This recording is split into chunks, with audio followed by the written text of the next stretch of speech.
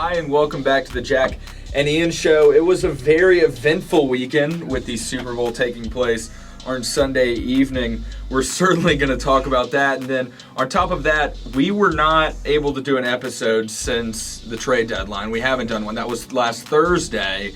And the James Harden, Ben Simmons deal happened.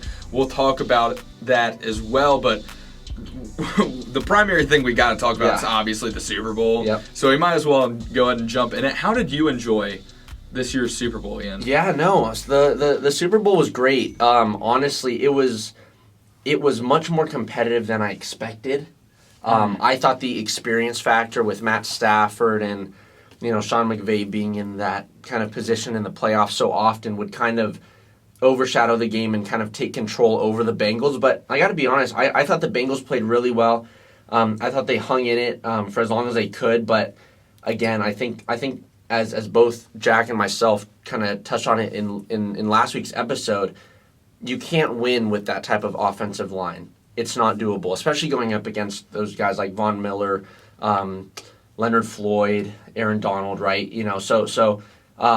Beside that, I thought it was a great game. I thought both teams played super well. I thought there were some key moments in the games, like when OBJ got injured. I thought that changed the game quite a bit.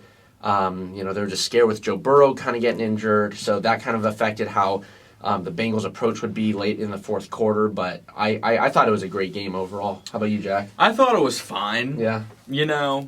I thought in the first half, and really just going into the game in general, that there were going to be more fireworks. I kind of thought it was going to be one of those games that took a while, but then third, fourth quarter, it was going to be crazy. Mm-hmm. You know what I mean? That's the feel it had going in, simply because of the games these teams had just played. Yep. Those were how they were. When you think about the Bengals having to make a comeback against Kansas City, for instance, late game, and then the Rams having the explosive offense they do with Kupp and Odell Beckham Jr. and all that, I was expecting some explosive plays in the game. Now, those did happen, but they were pretty few and far between. Yeah. If we're being honest. So, it was a close game and competitive, so that was the nice part about it. Yeah. For sure. And it certainly wasn't as boring as that first Rams Super Bowl that we had a few years ago, where the final score was 10-6, if I remember correctly. Something like that. So, it certainly wasn't that level of boredom, but it wasn't the fireworks that we're kind of used to. It also doesn't have any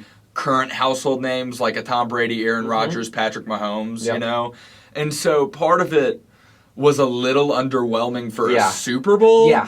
It was a great football game. It was. But for a Super Bowl, you kind of expect a little bit more flair to it. Yeah. Because they're supposed to be the two best teams competing for it all, which I'm not 100% sure if they are. The Rams probably are. Yeah. Given what they ended up doing without Odell Beckham Jr. for most of that game.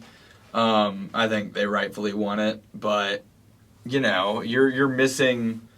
It felt like it was missing something. I guess is the point, and it was great. The last 5 minutes were fantastic. Oh yeah, totally. But up until that, if you remember, the second quarter, what plays do I remember from any of those, the second or third quarter, besides the Higgins catch that should have been an offensive pass interference? Yeah, it was kind of anticlimactic to a certain point. It was kind of like, all right, this is a good football game, but I'm not sure if I would be sitting here and saying oh wow, this Super Bowl has everything in it. It's got the excitement. It feels like a Super Bowl. It sure didn't feel like one to me. No. It was more just, oh, hey, this is a game between two great teams, and I'm curious to see who wins. That was kind of how it felt, It kind of felt like one of those Sunday night football games that you're ready to watch, but it just didn't feel like the Super Bowl. But yeah, I don't know. Odell Beckham Jr. did not help that injury. Yeah. Because he was going to have... He was going to be the guy that gave explosive plays because they were going to guard Cooper Kupp. Yeah. And so that was what I was thinking was going to open the whole game up. And that's why I was expecting kind of fireworks, at least from them. And then I imagined that the Bengals, because they would have to match, would be able to, that they would rise to the occasion. Yep. But I think Odell got hurt, and that kind of derailed things for everyone in terms of the how explosive the game was. And that was the cause for great disappointment. Obviously, that could not be helped. That play was crazy because I remember watching that and going, "Oh, ACL!" That was my immediate reaction. it was a non-contact injury, and he was holding his knee. I mean, Yeah. you hate it for the guy, but still had a great game, even though he played a quarter and a half of football. Yeah, I mean, the dude had 52, 53 yards. And a touchdown. Yeah, exactly, and a touchdown. So, no, I mean, OBJ had a great start to it. It's a shame that he couldn't play the rest of the game, but, you know, some things just kind of pan out that way. And even on the other side, right, I mean, Joe Burrow kind of getting injured towards that end of the game. Mm-hmm. I thought that was huge because, you know, him with that knee, right, I mean, because the Bengals were hesitant to leave him staying in the pocket, he had to do a lot of checkdowns to your P. Ryans, to your Mixons, right? And he wasn't able to stretch the field just because of the amount of time that he had in that pocket. So, no, I mean, I think both of those injuries had huge effects, right? I mean, you could be kind of sitting here now and saying, what if Odell didn't get injured? What if Joe Burrow was perfectly fine? Could the Bengals have tied it up or gotten the game-tying field goal? Or could they have scored the game-winning touchdown on that drive if Burrow was fully healthy and able to stand in the pocket for longer, right? So Right.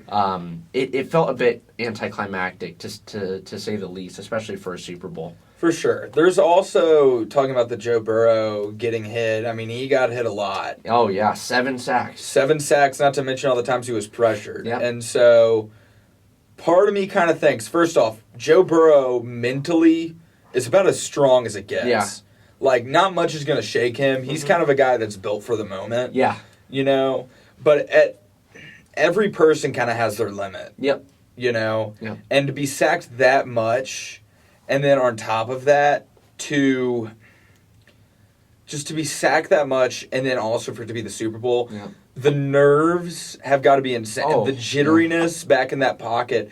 He certainly didn't look it, but you know in his head, he's kind of having to suppress those feelings a little bit. And so that certainly could have been a major factor in the game, especially once you saw him wince in pain with his knee. Yep. Now that it's a high-stakes game, and now you're feeling pain and kind of got to fight through it, because Yeah. what other option do you have? Like, Yeah. you're going to be a little skittish. Oh, yeah. Whether you act like it or not, mentally, you might be a little skittish. And so that could have been a factor late in that game after he got hurt and was getting just sacked, what felt like every time he dropped back in the pocket. No, exactly. And again, kind of to add on to that, I mean, for Burrow, it wasn't a matter of, is Aaron Donald going to break through my O-line? Is Von Miller going to? It's a matter of when, right? And knowing that you're injured, knowing that you're not as mobile as you could be, but knowing that pressure's going to be there, you're kind of a sitting duck, to be completely honest. So, yeah, I mean, you can only go so far with that type of, I don't know, character and that type of mindset, right? You can come back from things, but too many things, and that kind of happens. I kind of wish that they didn't get rid of the Mixon runs, because he had a great game. Oh, yeah.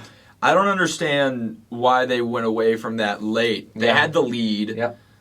They had a guy that was getting 4 yards per carry, and that was taking a lot of pressure, it felt like, off of Joe Burrow. And the later in the game it got, the bigger chunks of yardage he seemed to be picking up. He got 7, 8, 9 And yards, so I just was kind of like, why are you not running to set up the pass really right now?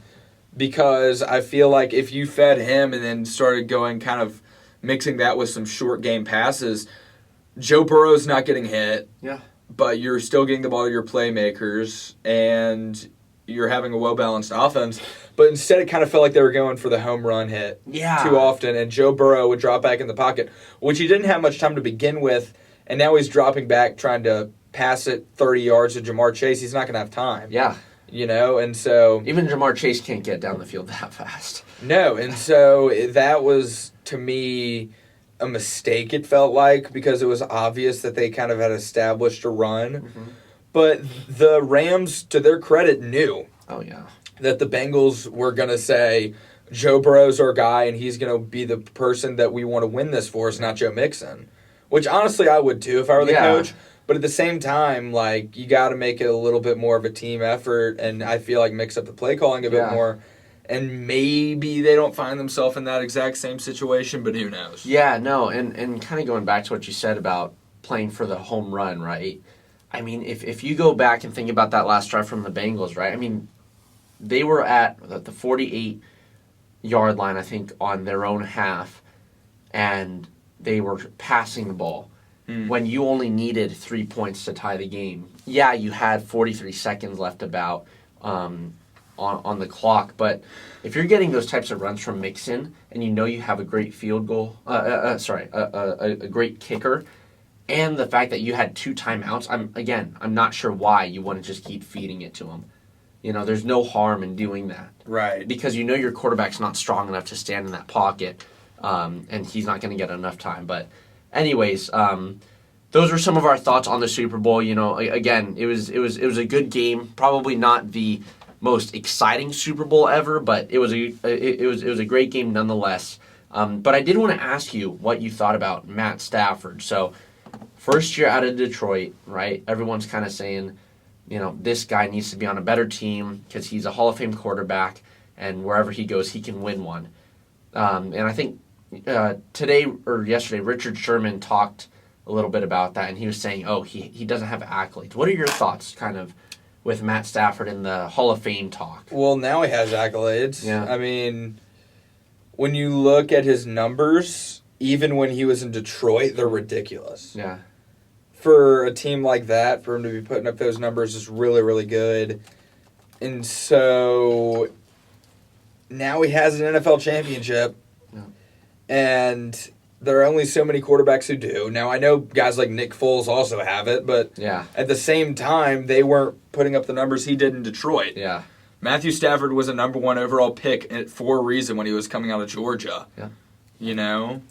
And so I guess it kind of does depend on what happens. He might not be first ballot by any means, but eventually I feel like he'd be a guy that's kind of going to be bound to get in. Yeah. Because when he was given an opportunity, he made the most of it. Yeah, exactly. It wasn't like he got out of Detroit and then he took a couple of years and then he got on some vet minimum contract and was like an okay quarterback and they built this amazing team around him by some whatever. It wasn't like he had a great team around him, but at the same time, he was the centerpiece of that team. Yeah. So he was the most important player and he made big-time plays. He had a game-winning drive that he led with 2 minutes left. Yeah. And so that's not something people are going to be able to take away from him. Yeah. He's now kind of proven that he's more than just a stat-padding quarterback like he was alleged to be when he was in Detroit. That's what people always said, like, oh, yeah, he gets good stats, but, like, he doesn't win games. Yeah. No, Detroit doesn't win games. Matthew Stafford can. He just is in Detroit. Detroit is a big enough of a negative to negate the winning of Matthew Stafford. Exactly. And so, he was just in a bad spot. And then he comes to L.A., they get him some good weapons, and he's awesome. Yeah. That said, I guess he did have, he had, like, Megatron or whatever in Detroit. Yeah, he had some good wide receivers, but then, no one else on that team was good but them. No, exactly. Yeah, and again, the question is when it comes to the Hall of Fame, right? Because the Hall of Fame is it's highly coveted, right? So you can't just let anyone get in, right? No. And I understand where Richard Sherman's coming from. To be completely honest, right? Stafford has 1 Pro Bowl until this past Sunday. No one's putting a Detroit quarterback in the Pro Bowl, though. Yeah. But right, 1 Pro Bowl until this last Sunday. He didn't have a Super Bowl. Now he does. But, right, the thing is, do you put a quarterback who, might have the skills and the characteristics of a Hall of Fame quarterback into the Hall of Fame where you're surrounding him with guys that have multiple Super Bowl rings and multiple accolades across their career, right? I promise you he's going to make Pro Bowls the rest of his career, though, now. He better. He better. He's going to until he retires. I promise you he's going to be making Pro Bowls. So it's not a straightforward answer, right? But it's a really interesting thing to talk about, right? Because you've seen this wasted talent in Detroit, and you've seen that 1 year out of that crappy franchise, what he can do, right? So you can only imagine what he was capable of, before just this year. So, again, it's an interesting topic to talk about whether or not he will make it to the Super Bowl. I think he would. I think for him to make it to the Super Bowl, he would have to win 1 more ring with the Rams. I really do. That's fair. Yeah. At least. Yeah. No, if he wins 2, he'll get in. Yeah. Because then everything just gets blamed on Detroit. Yeah, exactly. You know, like that would be like, oh, he was in a bad situation, whatever. Like then it's like, okay, this guy could have been like even better. Imagine what he could have been had he not been drafted to Detroit. Whereas you know it's what just I mean? one Super Bowl the year after he leaves with those types of players, right? And Hall of Fame is about longevity. It's not about what you do in 2 seasons and what you were projected to do, right? You can't, as a Hall of Fame voter, you can't say, oh well, imagine what he could do if he wasn't on Detroit. Well, yeah, you can imagine, but that didn't happen, right? You have to base it on the facts. So that's fair. You have. I think he would. I feel like he would have to win one more, and even at that, I think it would be tough for him to get in. To be honest, just based off of the accolades, because again, longevity. So, but who knows? I wish we could be the voters because I would vote him in. I would too. So would all of Detroit, by the way. Yeah. They still love that guy. Yeah. I think they sincerely should put the LA Championship parade in Detroit. I think that's how they should do it. Oh my God. Because you know how many more people would show up in Detroit than LA? Oh, yeah. A bunch. About 1 billion. It's the only championship parade they would even get probably for the next century.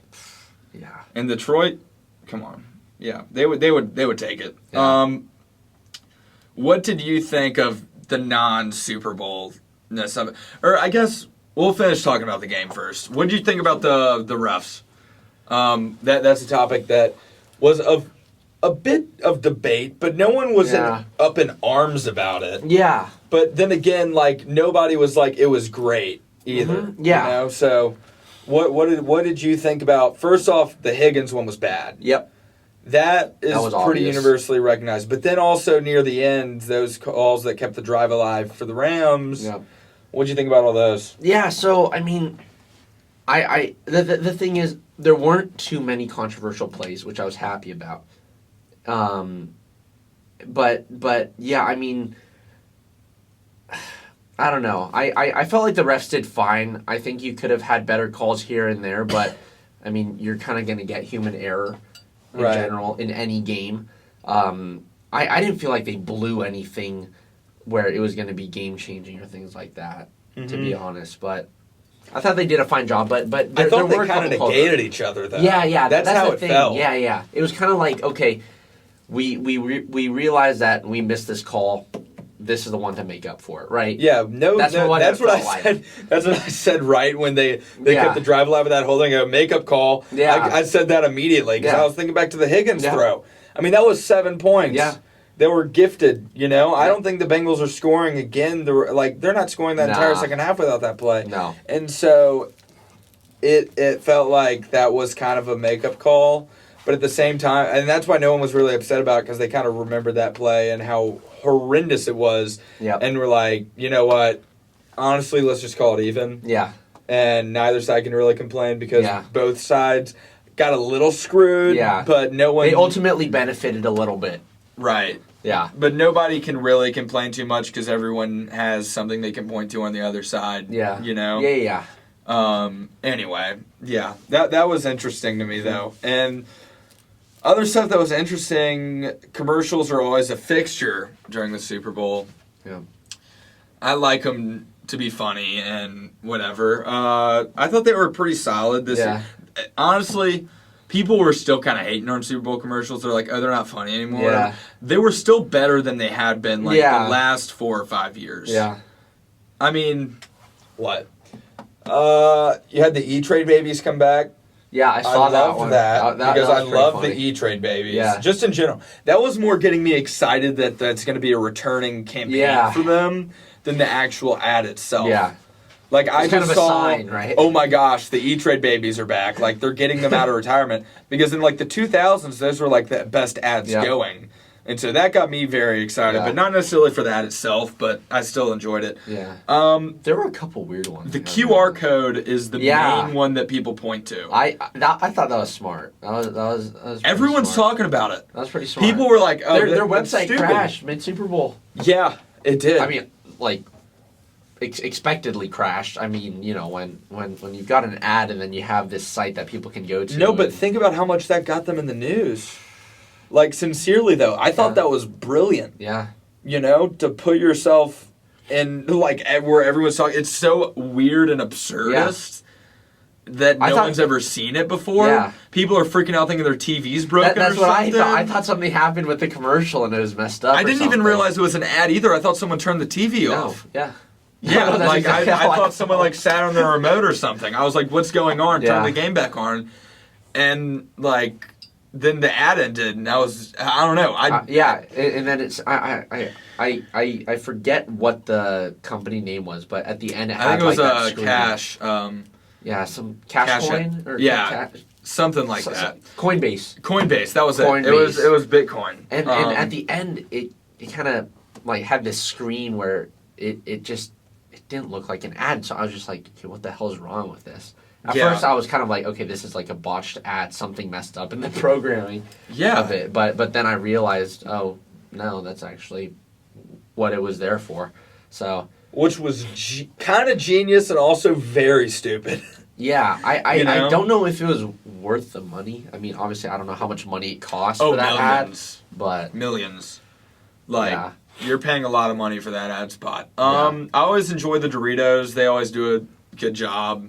Yeah. I don't know. I enjoyed the animals. Yeah. Singing. I'll be honest. I didn't really watch the ads. I saw the one that we talked about, but when the Super Bowl goes to the ads and commercial breaks, I'm on my phone. I gotta be honest. I don't blame you. I mean, I go straight with the way phone. the last couple of years have been, I was too. I was still like paying attention. Like if I could tell, like, oh, I know who that actor or actress is, I would watch or whatever. Or like, oh, look who, or if it were like a Doritos one and like kind of crazy stuff happening, I would watch.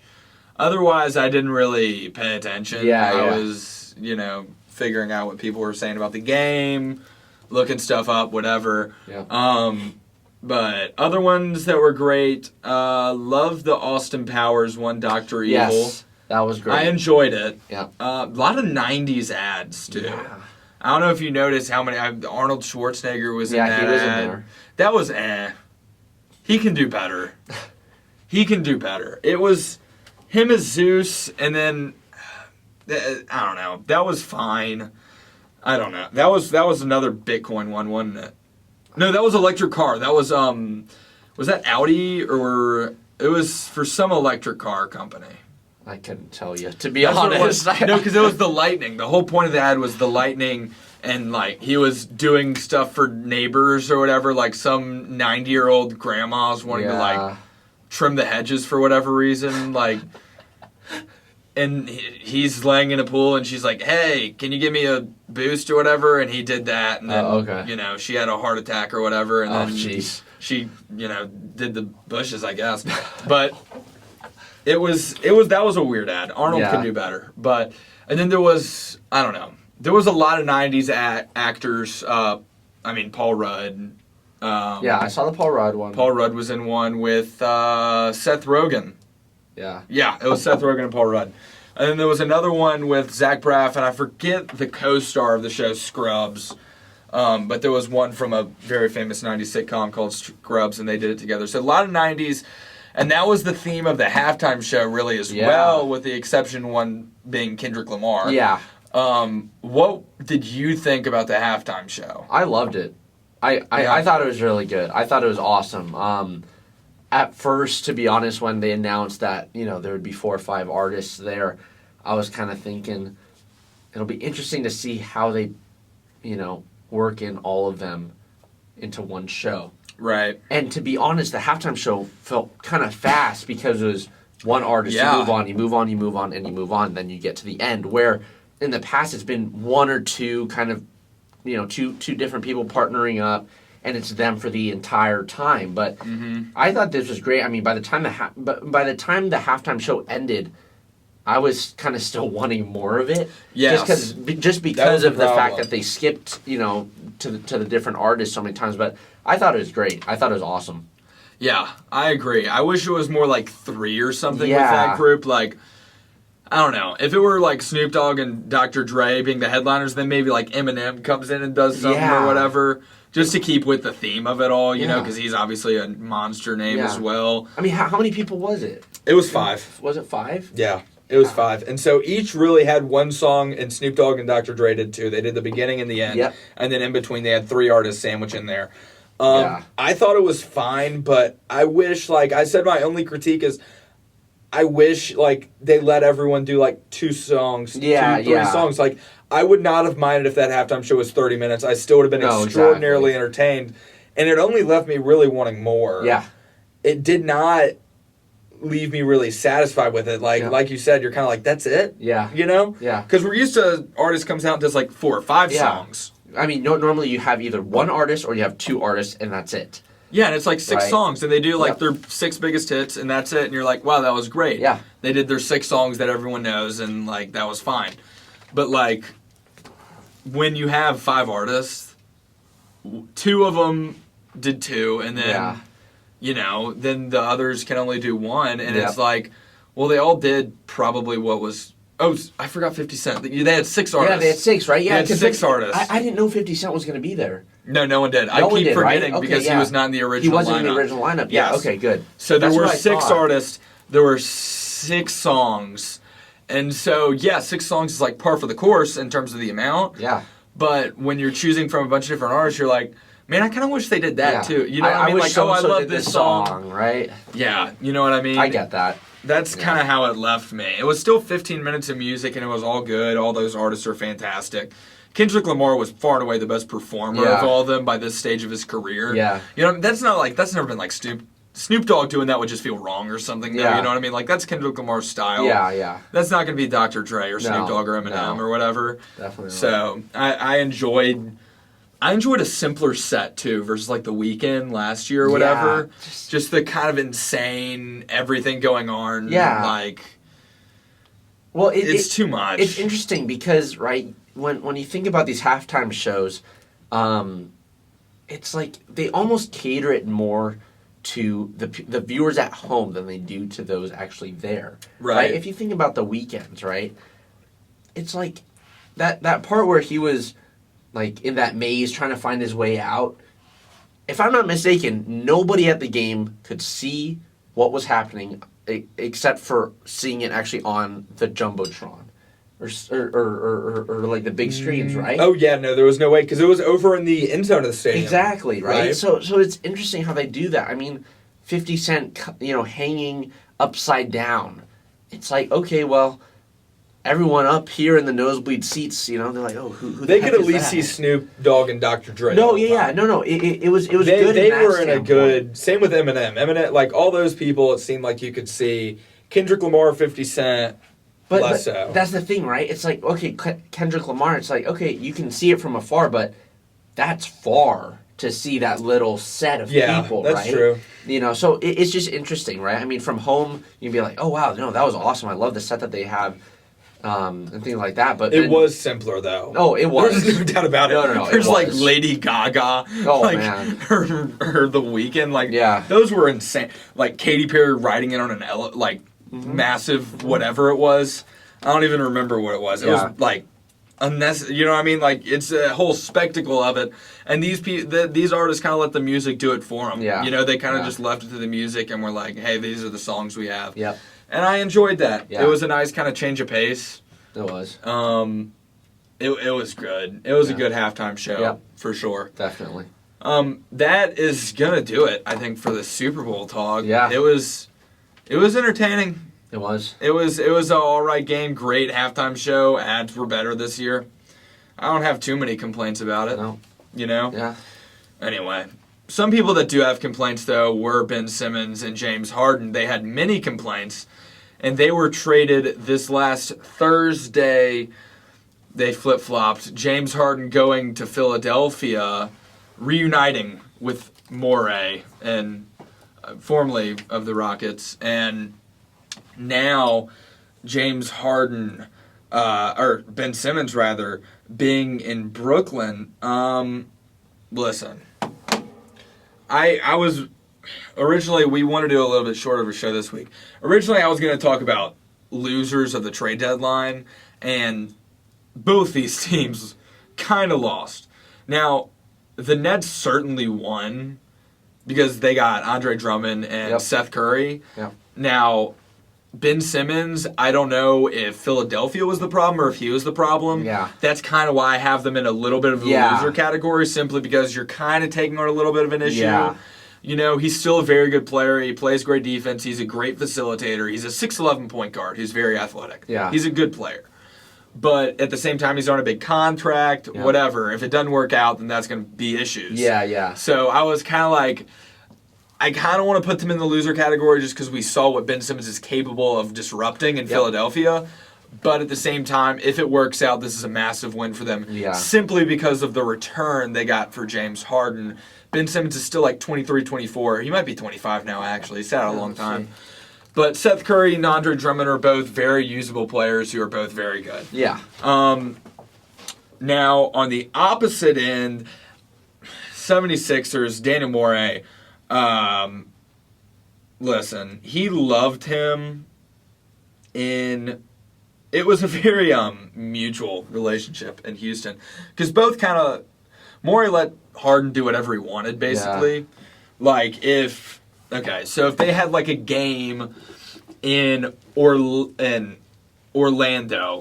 or we'll say New Orleans for the sake of this example. They have a game in New Orleans. This is when he was in Houston with Morey as the GM. Yeah. They have a game in New Orleans, and the team has a game 2 nights from then in Indiana. So they have a 1-day break.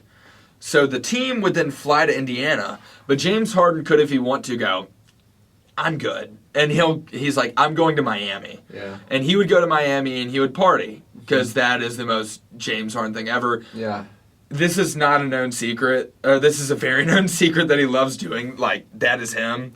So he loves going out. He loves the club scene, going out to bars, whatever. That's James Harden. And Morey had zero problem with it. He was like, you show up and you contribute, I do not care. Yep. Now, that is why, like, Russell Westbrook took issue with him, Chris Paul took issue with him in Houston, was because James Harden could do whatever he wanted. He often would not be with the team on flights and things like that.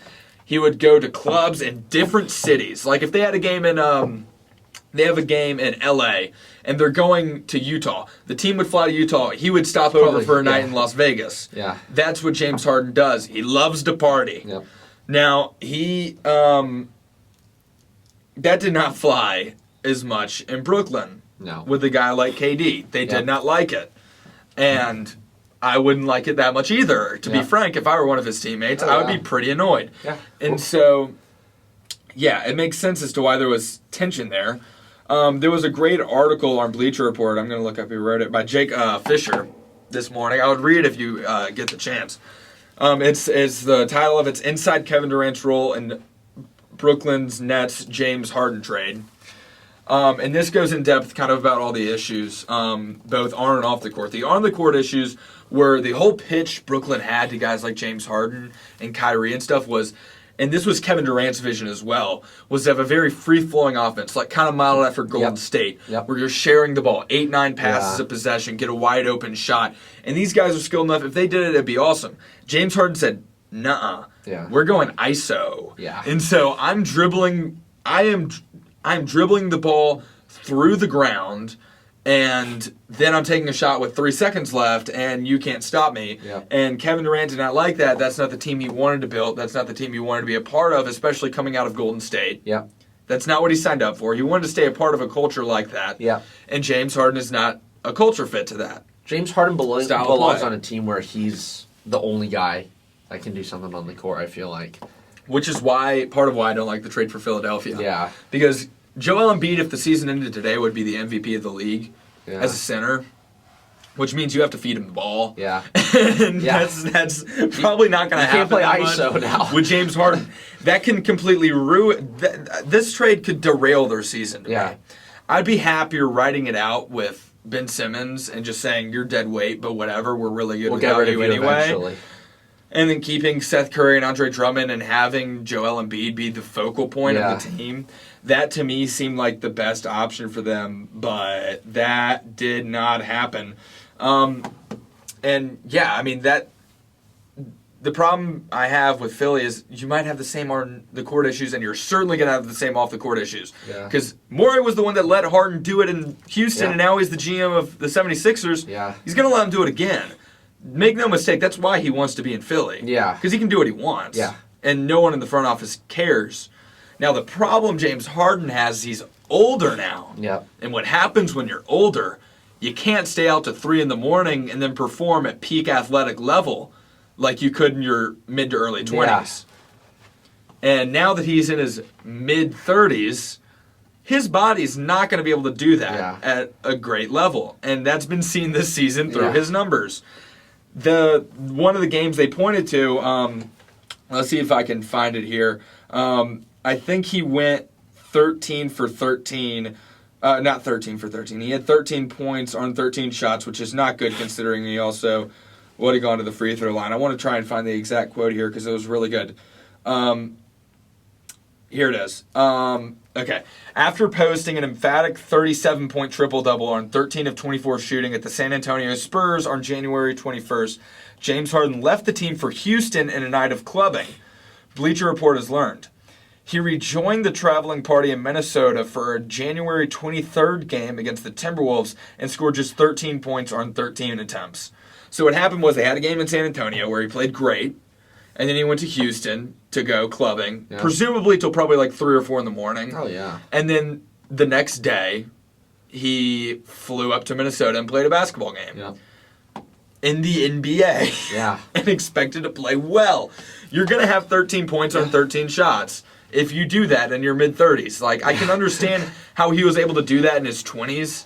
You know, just nap on the plane or whatever, get there. You know what I mean? Like, you could, and the amount of trainers they have, you should be eating right anyway, and you're going to have health people around you. You'll be fine in your 20s. But 30s, there's not much medicine that can help. Science is no longer on your side. Exactly. When you reach your mid-30s. It's about being smart. And are trying to live like you're 21 or 22. Like, you're not able to do that. And he's trying, and it's paying the price for him on the court. And Brooklyn, I don't blame them, got fed up and said, you're gone. And so that's what happened. That's why I hate the trade for Philadelphia, because you have a center that's having an MVP season. You're like, you know, Ben Simmons, he really was out of the picture. Like, I forgot he was on their team. James Harden, you're not going to forget. Even if he's not on the court. Because that's the other issue. He hasn't done anything for the Nets this year. Absolutely. And that was the final straw, too. Let me see. There was one other mention of him, like, literally once he got hurt, had the hamstring issue. He would quit traveling with the team. Let's see. Here it is. Okay, after playing as Brooklyn's Lone Star against the Los Angeles Lakers on January 25th, Harden dismissed that day's BR story of discontenters reports, but people across the NBA noted his animation when he acknowledged his frustration. Harden followed the news conference by sitting out the next evening against the Denver Nuggets, leaving Brooklyn without all 3 of its megastars. It raised eyebrows for the franchise, Durant included, but Harden's wavering loyalty. So when he kind of was like not wanting to play anymore, and this goes in depth, talking about how he would show up late to games. Like when he was hurt after January 25th, he would show up at like halftime to a game. Like, dude, you cannot be doing that. No, he is so unprofessional, but. And because he's so unprofessional and because he's getting older, he's no longer to be able to produce and be unprofessional. And it's going to leave him in the dust so fast. And so that is why I did not love that trade for the 76ers. And I completely understand the Nets doing what they did. Now on the other side, I understand the union of Daryl Morey, like, at least they're familiar. And yes, that team went to the Western Conference Finals and probably would have won an NBA championship if Chris Paul didn't pull his hamstring. But I don't know. You know, that was 3-4 years ago. He's older now, and he's trying to live like he's 25. His production now is nowhere near the same as it was under those circumstances. So, and just the stories that kind of are coming out now are amazing. And the funniest part about it is the photo ops that came out today. Like they're so happy now or whatever. You're just kind of like, Yeah. Oh, yeah. Bruce Brown, though, last night had a quote. It wasn't very publicized, so I'm not going to try and find it, but it was like, he had like 20 points, 6 rebounds, 6 assists, and 5 steals. Amazing game and a win last night, I think, against Sacramento. And he was asked after the game, and he was like, oh, yeah, like, he was like, the vibes in the locker room are great. We all get along with each other. One guy was moved. Yeah. And now the team that had 1 billion personnel Yeah. issues and chemistry issues is Switches. like, they're like, oh, yeah, now we all get along. Yeah. Like, it's amazing. Like, everyone gets along now. Problem solved. Yeah. So you might start to see the Brooklyn Nets, Yeah. even their role players like Bruce Brown, who had a great game last night, start to play better for them, which is why I kind of also like the trade for Brooklyn. Yeah. No. I Just get to that. even not have him on the roster the rest of the way, Yeah. I think pays dividends. Yeah. No, You know. Totally. Anyway, that's what I got on that trade. Yeah. That was massive. Obviously, time will tell. The biggest issue, the time where this will be made or broken will be the playoffs, especially for James Harden and Philly. Because if Philly fans were hating on Ben Simmons, just wait till James Harden has one of his bad playoff games like he always does. Yep. They're not going to be too nice. Brooklyn fans don't care. Going to be honest. Yeah. Brooklyn fans don't care. Most of them are in their 20s and aren't from Brooklyn. They're not lifers. They're not lifers. Philly fans are lifers. Yeah. They are born a Philly fan. They will die a Philly fan. Yeah. And if James Harden continues with the shenanigans off the court, Yeah. and if he does not produce, particularly when it's in the playoffs, he will be killed. Yeah. He will be killed in Philadelphia. And I mean that quite literally. Like, that's not a figurative statement. They will kill him. Yeah. It's going to be bad. At the very least, they'll try and shave his beard on the street. Like, if Oh, he's boy. walking. Someone will take a razor to it. But, man, that happened, and time will tell. Yeah. Who knows? And already, though, it seems like Brooklyn's spirits are lifted. Yeah. Which is amazing. But It's magical. for real. Yeah. It really is. Anyway, that's all I got on good. the NBA trade deadline. Unless we've got anything else, I think that's going to do it for today's show. Yeah, that's pretty much it. I mean, it's been quite an exciting week in terms of the NBA finishing up last Thursday and kind of the things that have ensued after that, and especially with the Super Bowl. So yeah, we've had a huge week in sports, but that is going to do it for tonight's episode of the Jack and Ian Show. Thank you once again for coming to watch us tonight. We really appreciate your guys' support. Quickly before you guys go, please make sure to subscribe down below and follow us at the Jack and Ian Show on Instagram and Twitter, and make sure to follow us on YouTube and Spotify to see all of our content. Until next time, I think that's it, right? Yeah, that's all. See you guys later. Thank you.